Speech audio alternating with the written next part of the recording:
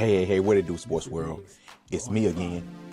The Winner Circle podcast with me, Ray Diggs, is here, y'all. Where passion meets performance and champions are made. I'm your host, Ray Diggs, bringing you the energy, the insight, and the mindset from across the world of sports. From the locker rooms to the big stage, this is where the real ones talk and legends rise, and the motto stays the same. Winners will always win. The Winner Circle podcast with me, Ray Diggs. We are here and we ain't going nowhere. Make sure y'all tune in because we're about to go live now. Peace.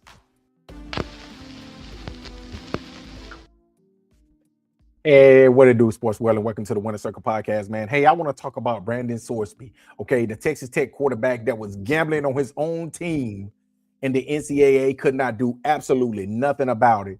Because why? Because politics stepped in. A judge in Lubbock County, Texas, man, we're back talking about Texas again and judges. But a judge in Lubbock County, Texas stepped in and said that Brandon Sorsby will be allowed to play next season.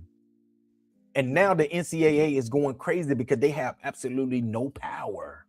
But babe, before I get started, man, make sure y'all hit the like button, the subscribe button, and also the share button. And make sure y'all give me your feedback on what you all think about this segment. But right now, today, we're talking about one of the biggest stories in college football, and maybe one of the most important cases we've seen in years, honestly. Texas Tech quarterback Brandon Sorsby. For those that haven't been following, Sorsby admitted some bets while on a college athlete, including bets involving his own team. Did y'all know that Brandon Sorsby has bet on every school that he's been at? He was at Indiana, he betted on them. He was at Cincinnati, he betted on them. And even when he came to Texas Tech, he was still betting on them. Now, Sorsby admitted to doing this, including bets involving his own team. The NCAA ruled him ineligible, but a Texas judge recently granted him a temporary injunction, allowing him to play in 2026 while the legal battle continues. The NCAA has appealed the ruling. Now, do y'all know that the NCAA appealed this ruling? Do y'all not know that this right here is going to drag out for the whole season? And by the time this man go to court, it's going to be probably January, February, March of next year, maybe even April, maybe even before the NFL draft, before he goes to court next year. So that's going to be after the college football season. So what the NCAA is trying to do is they're trying to force them to push this to the front of the line because they want to get Brandon Sorsby ineligible. Do I think that Brandon Sorsby should play? Hell no, he should not play. He should not play college football ever again. And I'm going to explain to you why. Y'all remember when Calvin Ridley was suspended in the NFL for gambling? This man right here was suspended for gambling. Guess how much he was gambling with? That man was gambling with $5,000.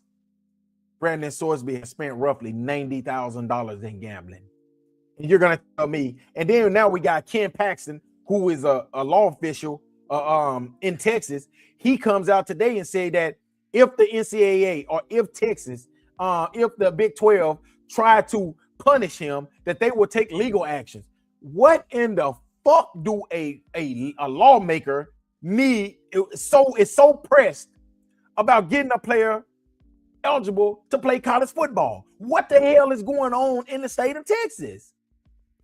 You got Texas Tech donors. They're just paying unlimited money to get players to come and play for them. And then now they're blankly saying that you will not suspend Brandon Sorsby, even though he broke the rules, even though he broke the golden rule, which is betting on your own team, and you all can't do nothing about it. And y'all are wondering why Nick Saban is going up here to Congress, crying to Congress, telling Congress that they need something in place because the college football right now is the Wild Wild West.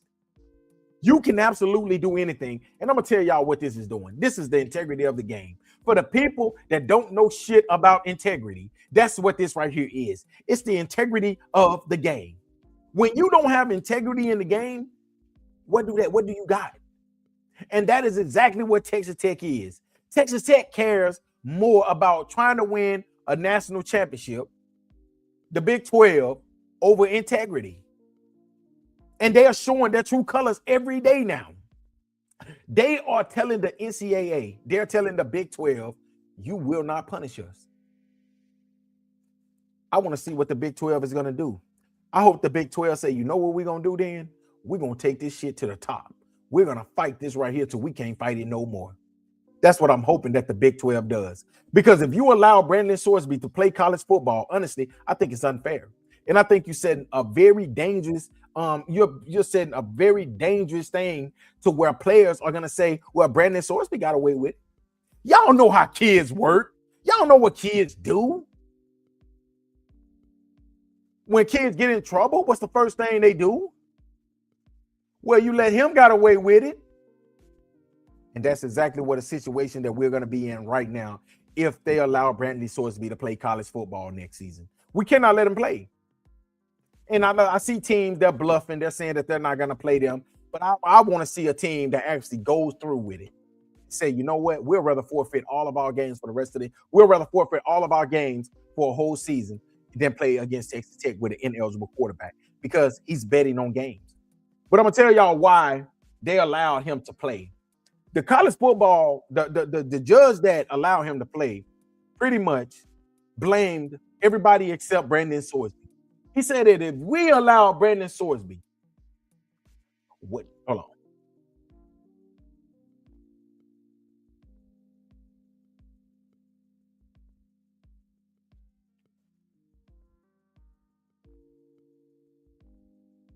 Ken Curry. He said Sorsby has demonstrated that he will suffer a probable, imminent, and imperishable injury if the court does not issue this temporary injunction, because he will be unable to participate as a member of the Texas Tech University in 2026. The judge ordered the NCAA the judge then ordered that the NCAA could not stop Sorsby from practicing, playing, or otherwise participating on Texas Tech football team for the 2026 season. That is exactly what this judge said. This judge said that y'all will hurt his career if you all suspend him. Let me ask y'all this question. If you get a DUI, is that not supposed to hurt your career? Now, Brandon Sorsby went to a 30-day inpatient rehabilitation center for gambling. Let me ask y'all a question. It takes you 30 days. It takes you longer than 30 days to stop eating pork. What the fuck make you think it's going to take you 30 days to stop one of the hardest? I'm going to tell y'all, do y'all not know how hard it is to stop gambling? Do y'all know gambling and drugs go hand in hand? I'm not saying that drugs is they're right there together, but they damn near in the same neighborhood. It takes people so long to get over a gambling addiction. You don't get over a gambling addiction in 30 days. You get over gambling addiction over a period of time, years. No lie. You get over gambling addiction over a period of time, like years. And you're going to tell me that he goes to 30-day inpatient and now he don't gamble anymore? If you believe that, I got a bridge I want to sell you. But the judge did, and they said one important point. The judge did not overturn the NCAA finding that Sorsby violated gambling rules. He simply ruled that Sorsby can play while the case works way through court. The NCAA has already appealed the decision. Listen, y'all, if a player is betting on their own team, you should not be playing those sports. Man, think about Pete Rose. Pete Rose, and he was forever. They did not lift this ban until he died.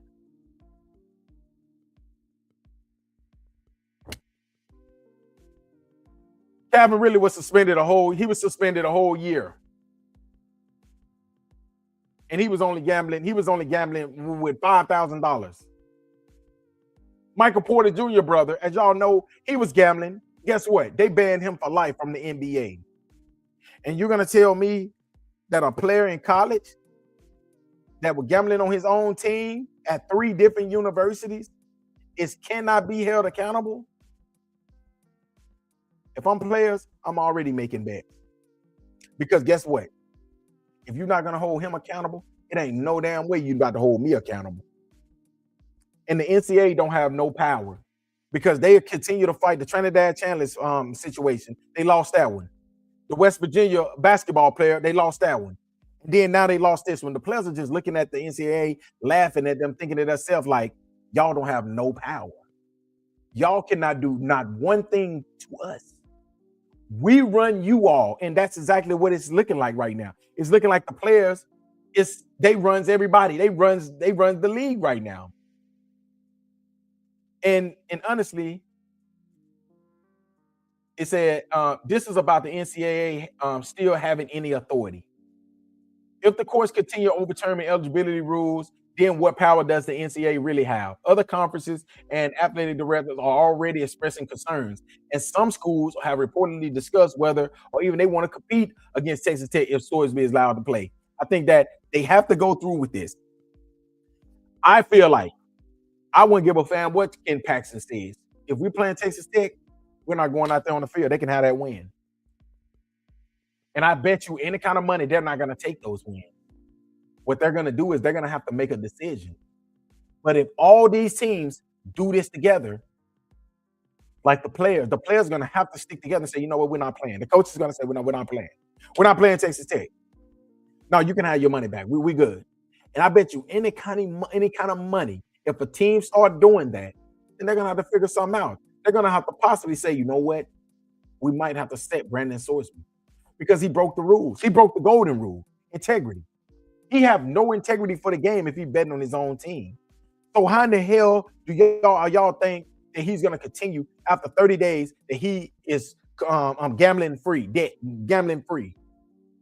Like drug free, he gambling free. It's not possible. But at some point, Congress is going to have to step in and create a national framework for college athletes because right now, NIL, transfer portal, and gambling, never thought I would say that, gambling has created issues in the system that seem to change every week. My question is this. It's simple. If gambling on your own team isn't enough to keep you off the field, then where exactly are the lines being drawn? If you can gamble on your own team, I feel like you can do anything. Right now, college football is in an uproar. Right now, college football is something that, people that know me know I love college football. Love college football more than I love any other sport. College football, I love college football, college basketball more than I love any other sport. College games are way better than the NFL games and the NBA games. It's just better. The crowd is better. The fans are better. But if you're allowed to bet on teams, because honestly, I always think that Vegas and FanDuel and all these places are allowing them to bet. And I'm going to give y'all an example. I remember one time I bet. I hate talking about it. I was betting on Pritchard. I said that Pritchard would have 21. That's points, rebounds, and assists. Pritchard had 18 at the half. He had 18 at the half. I think he had 15 points. And I think he had 2 rebounds and assists, or he had assists and a rebound. Did y'all not know, bro, that Pritchard did not record no stats in the second half? Pritchard didn't even have a fucking rebound or assist. He did not score not 1 point. The Boston Celtics played a close game, and they did not even play Pritchard in the last minutes of the game. If I would have hit that right there, I would have hit for like $5,000. So I always thought that these players are betting on themselves. I always thought it. And that right there makes us believe it. If Brandon Sorsby was betting this much on his team, and think about how dangerous that is. If you can bet on your own team, you're saying, just think about it. I'm in the meetings, so I know what the game plan is going to be. Say like, I know for a fact that we don't have a good offense, so I'm just thinking to myself like, shit, I know we're going to run the ball. This is a pretty good defensive line. I'm going to go with 14, under 14 for the first half or for the first quarter. Think about how simple that is for him, because he's in the meetings with all of these teams. And I'm going to be honest, Brandon Sorsby, sometime during the season, last season, he made some questionable plays to make you think he possibly was betting on himself at that time. But You got some judge in Texas, Ken Curry. Ken Curry sound like he be some bullshit. Really, he sound like he be on some bullshit. But Ken Curry said that it's okay. You're good. You can bet on your own team. And they allow him to play. But y'all let me know what y'all think. I'm not gonna drag this thing on. I'm hurt. I hate it that college football is even going through this because college football is one of the best sports in the world. And we got to deal with players betting on their own team, betting on themselves. If it was me, I wouldn't even put bets on college football no more because I feel like if he's doing it, then it's probably a lot of people that's doing it. But that's just my opinion, man. Y'all let me know what y'all think. And thank y'all again for listening to the Winner Circle podcast. Me, Ray Diggs.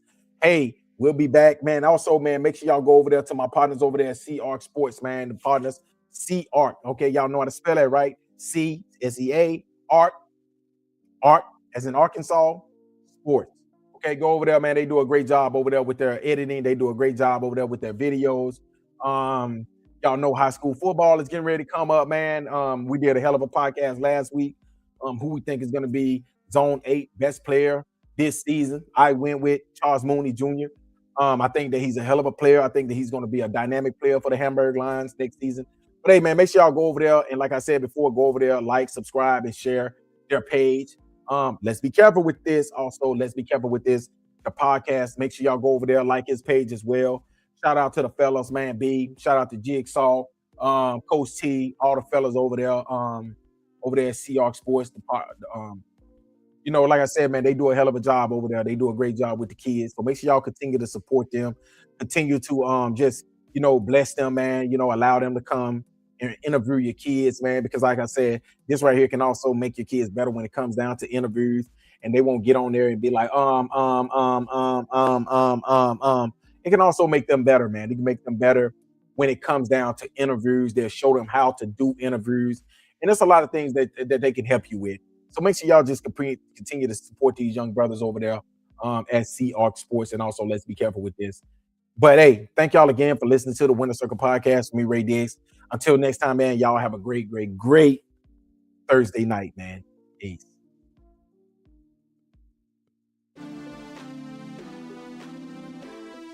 Mr. Diggs, we're on in 5. Vegas can't be choosers, but grandma chose trace. She raised me on scraps.